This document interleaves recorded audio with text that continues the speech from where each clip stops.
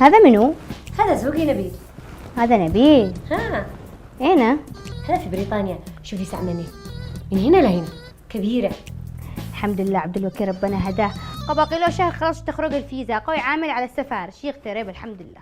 مو بك يا أنيسة، النسوان يدورين أزواجين يرجعوا لهن من الغربة وانتي تروحي تدوري له على غربة وعلى سفر. يسرح يغترب مو يعمل عندي، يسرح يجمع له قرشين يفتهن كما زوجك. ما شاء الله. بصرين ها نبيل كيفه مرتاح ما شاء الله. مو شو قرونا هذول أصحابه في بريطانيا.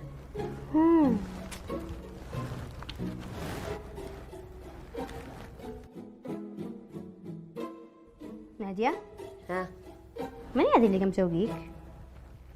هذه زوجة نبيل. وانتي مو تقربي له؟ هذه زوجته. وهذه مني؟ هذه زوجته البريطانية. وانتي كعادي يعني الزواج فارح. يا بنية هذا زوجي لما نسافر بريطانيا تتزوجه عشان ياخذ الجنسية البريطانية. قال جنسة وجنسة ان شاء الله، قال عشان الجنسية يتزوج، مو بينك الكبارد عادي. مو عمل له ايش اقول له؟ الشر حلل له ارباع. حللوا دمه ان شاء الله. شدي للموت لا بيتي. جننت عبد الوكيل.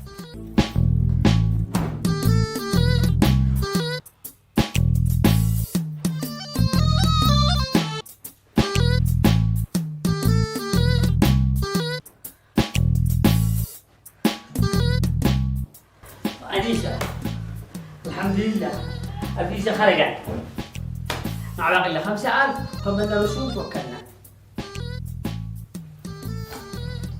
مو من فيزا، الفيزا حق السفر، مو من سفر، حق الغربة مش نسرح نغترب.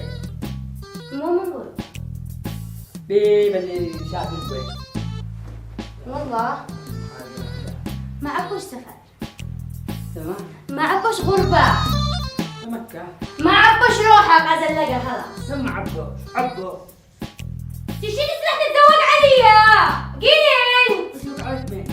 والله العظيم يا عبد الوكيل، والله لو خطيت خطوة ولا نديت خطوة لو والله العظيم اجلس لك دقيقة في البيت.